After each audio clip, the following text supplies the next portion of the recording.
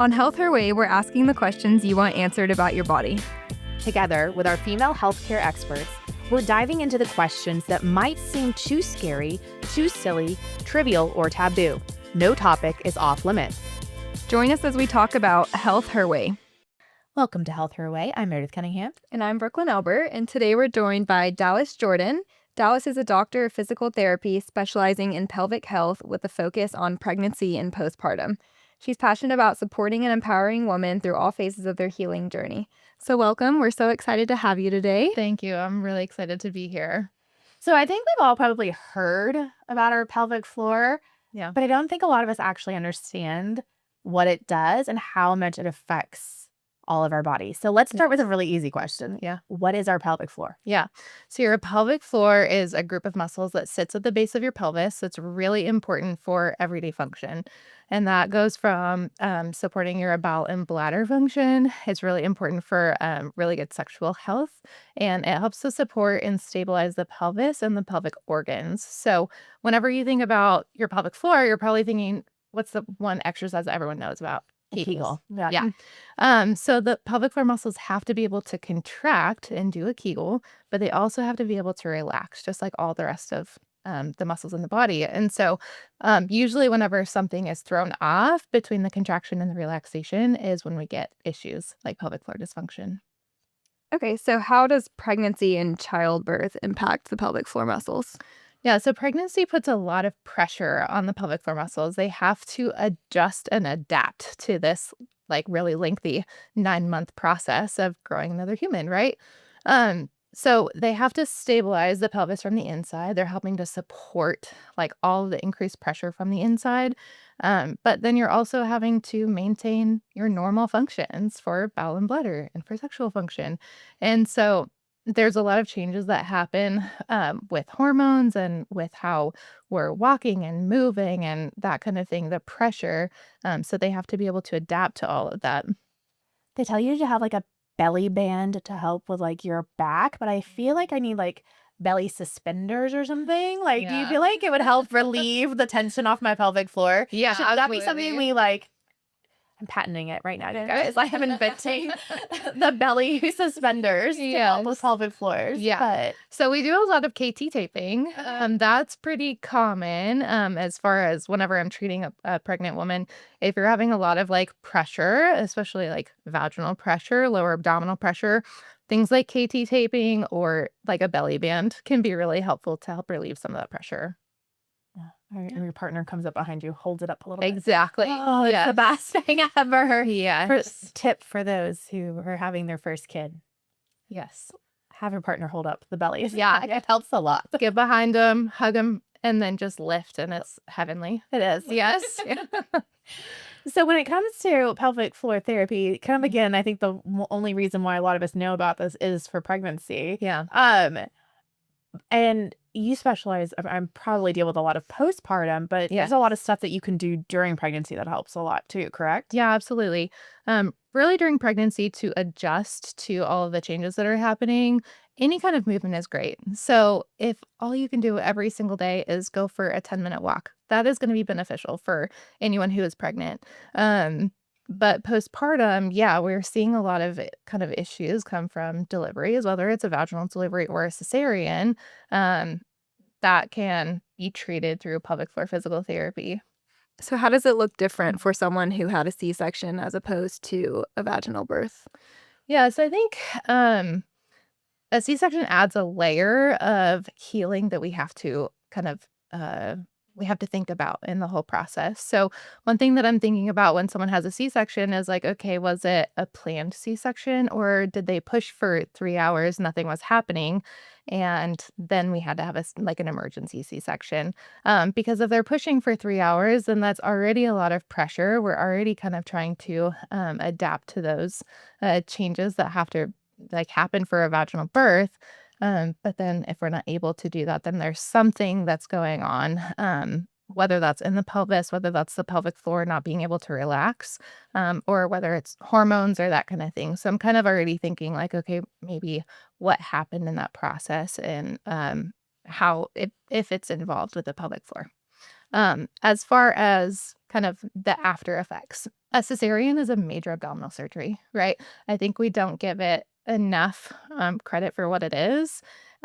It takes a long time to heal from a C-section, and then you have the added scar tissue, then you have fascial restrictions because they have to cut through the abdominal muscles or separate the abdominal muscles. And so then we have to think about, okay, now let's reconnect to our body. Let's learn how to do an abdominal contraction or do some abdominal strengthening and kind of reconnect to those muscles. And they directly tie into the pelvic floor. So I think as far as kind of vaginal versus cesarean, with a vaginal delivery, you often don't have those struggles of scar tissue mobility of the abdomen and kind of reconnecting to your core that you do with a cesarean delivery. So what kind of problems are women seeing after they have their babies that eventually lead them to you? Like, what is their chief complaint to their doctors that ends up giving you a referral? Yeah, it's a variety of things. So I think the most common one is like, oh, well, I leaked a little urine whenever I cough or sneeze now, or oh, I have to go to the bathroom really bad and all of a sudden I just can't control it. And so having more urge incontinence. I think bladder incontinence is one thing that's like kind of common to talk about, especially with your girlfriends. You're like, oh yeah, I leaked a little, like I we're laughing and I'm leaking. So that is part of why people come to me. We also have bowel incontinence. Like if there's really significant tearing during childbirth, sometimes then we have bowel issues. Sometimes constipation doesn't resolve after having a baby. So we see constipation, um, the fecal incontinence, even gas incontinence is something that like if you're not able to control your gas, that's a reason to come see me. There's something going on. I also see a lot of issues with prolapse. So the bladder or rectum or uterus is kind of fallen or dropped. So women will complain of vaginal heaviness and pressure or just discomfort. So we're kind of thinking about that. And then pain. So low back pain, hip pain, and then pain with intercourse, pain with vaginal exams. If you go back to your 6-week appointment and it's really painful, that would be a reason to come see me as well. So none of these things that you just mentioned are normal. It's not like our grandmothers said or whatever, like, oh, you had a baby, it just happens. Like, no, Yeah. not normal, and you can fix it. Yes. I think the idea that it's so common means that it's normal, and that's not the case.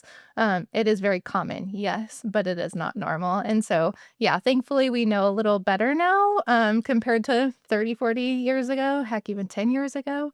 I think it was more accepted, and now women are a little bit more aware of like, oh no, there is something I can do about this. Like, let me go to physical therapy, let me go see an occupational therapist that specializes in pelvic health. And let's do something about this because I don't want to spend the next 30, 40, 50 years of my life wearing pads or liners or even more. That was actually my next question, how long these issues can last if they go untreated. Yeah, I mean, they can last a lifetime. And typically, so we know that the more pregnancies there are, the more likely you are to have pelvic floor dysfunction. So with each subsequent pregnancy, your likelihood of pelvic floor dysfunction increases.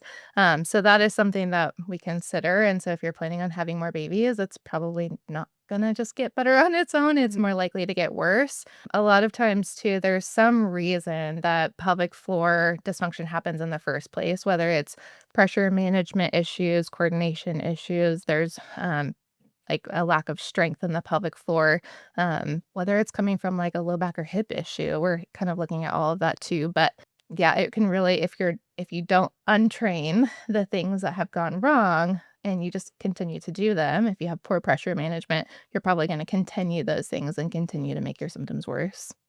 And that can, a lot of times what I see is it starts off as like, oh, I just peed a little when I sneeze, but it only happens, once a week or once every couple weeks. That's not super frequent. So then they just kind of live with it. And then it becomes more and more and more. Then it starts to involve other things like, oh, well, now I'm having more issues with like constipation, or now I'm having more issues. Oh, now I realize that like I'm having a little bit more pain.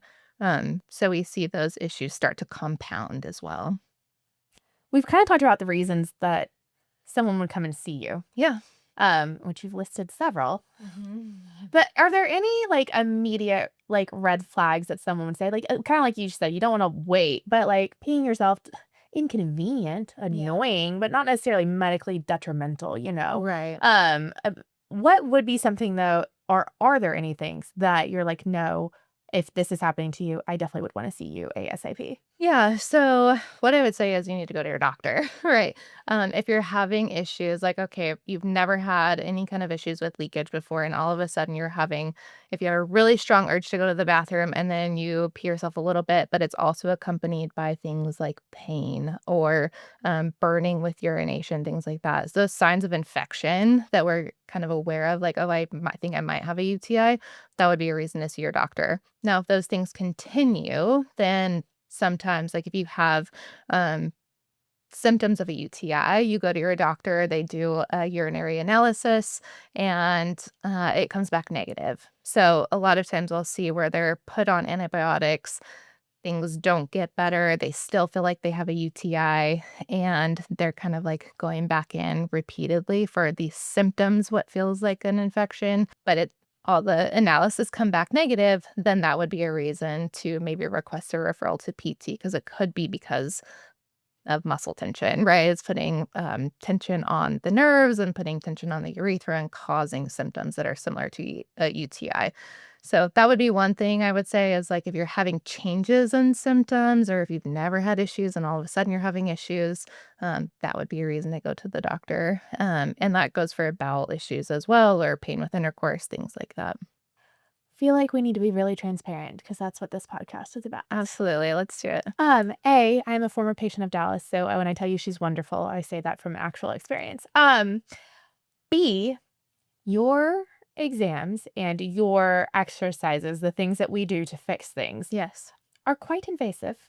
They can be. They can be. They're not Yeah. always, but Yeah. in order to fix some things, sometimes you got to get up there and fix some things. Anyways, I feel like people need to understand what it actually means for when you're evaluating the problem, what you need to do, and then how we fix it. Because, yeah, she had me doing like deadlifts and stuff or whatever, which I didn't expect I would be doing those either. So, Yeah. kind of help us understand a little bit about what would an actual like evaluation look like, and then what does some of you like your treatment plans look like? Yeah.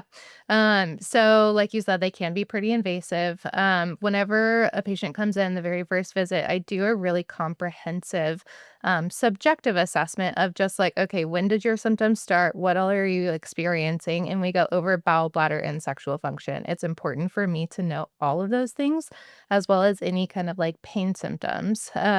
So low back pain, hip pain, all of that can tie into why the pelvic floor is being dysfunctional as it is. And so we go over a really comprehensive exam and just talking through all of that stuff. And then we do have a written, and I also always ask for a verbal consent before we do an internal assessment. So just like you would if you were going to physical therapy for your knee or for your shoulder, a physical therapist is going to evaluate by touching that area and by assessing the strength and the muscle tension and any kind of joint mobility issues. We do the same thing with the pelvic floor muscles. It does require an internal assessment. And so that's essentially what we're looking for is just any like muscle tension, weakness, coordination deficits, things like that. So I walk you through the whole process and try to make it as comfortable as possible. I always say if at any point like you don't want to continue, that is always an option too, and an internal assessment is never required.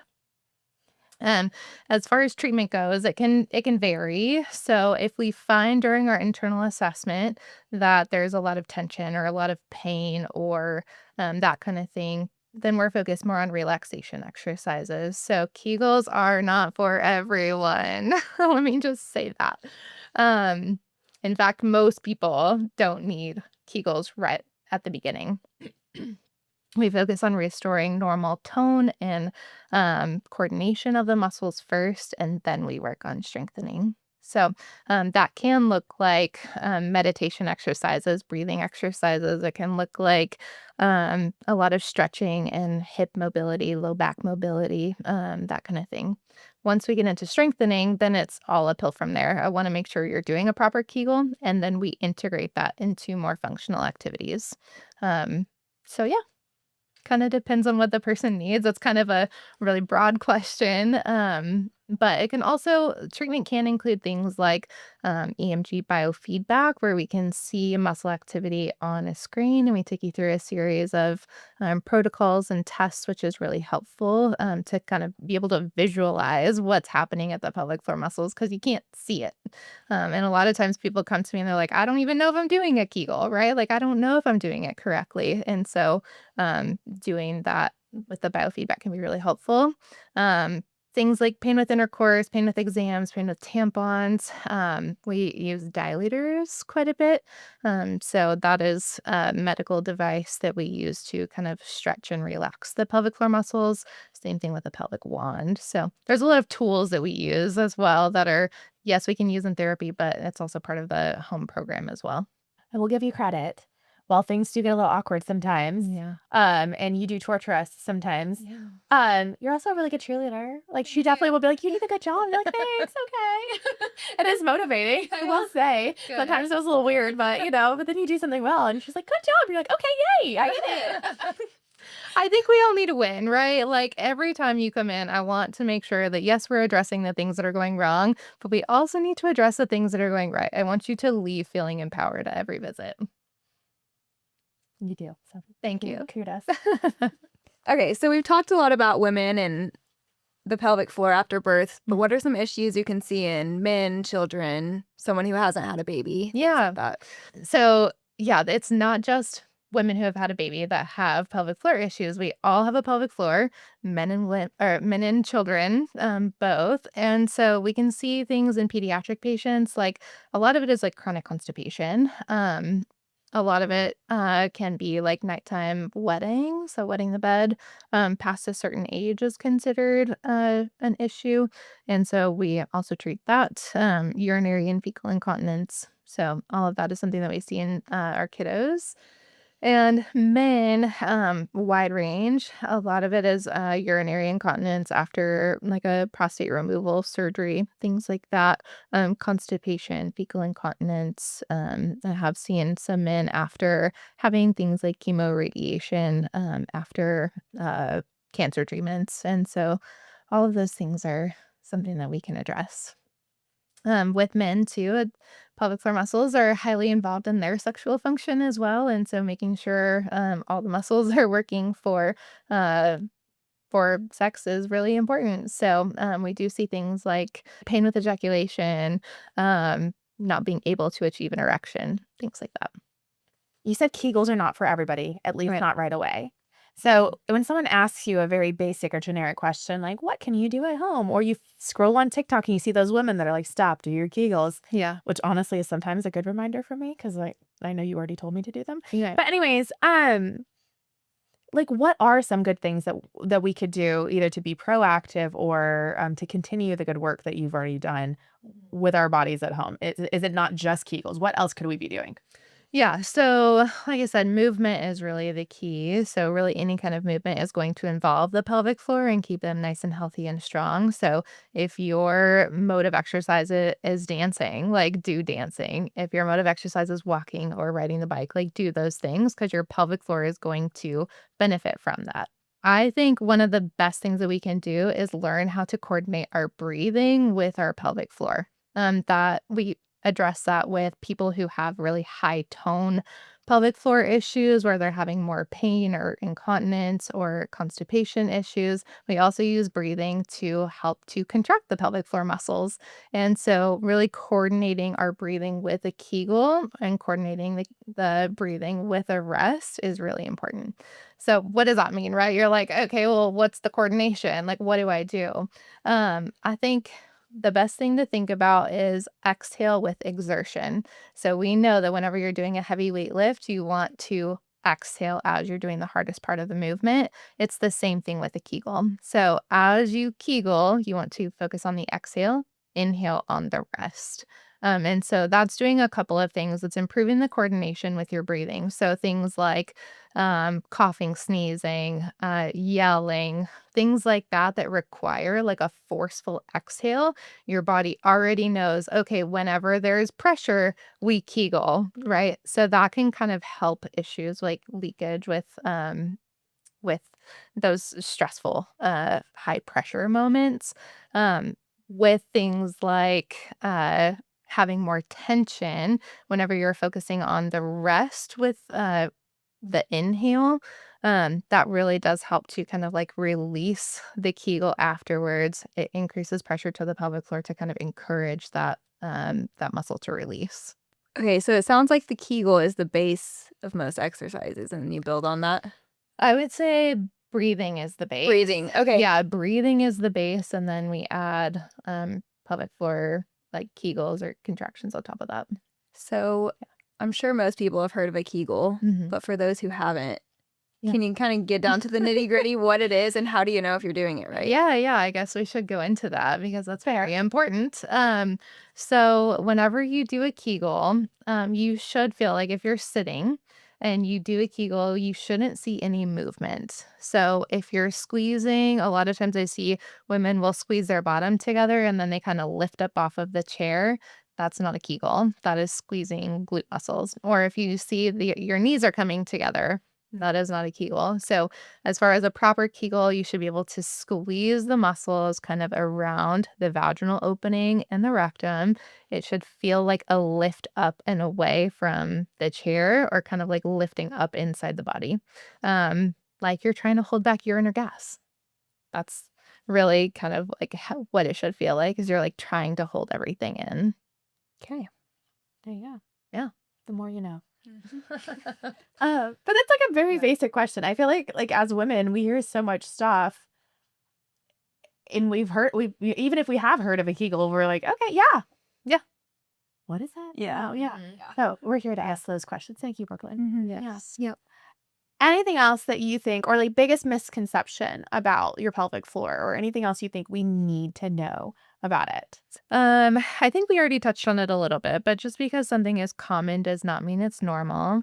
I would say talk to your doctor. Like if you think something is wrong, like if you hear this podcast and you're like, "Oh, this is actually something that I've been struggling with for a while," or "Oh, this just started with me." Talk to your doctor about it. There is no harm in just making sure that your physician knows what's going on with your body. And then if you have access to pelvic floor therapy, we're happy to help in those instances. So we have this little thing that we do Yeah. at the end of our episodes where we have a trending topic that we want you to kind of give your professional insight on. Okay. So let's see what your trending topic is going to be. Okay. Okay. So it says, what is an Emsella chair and does it work? Okay. So an Emsella chair is a chair that you go and you sit on, and it is marketed to do your Kegels for you. I think it's like 300 Kegels in a 30-minute time period or something along those lines.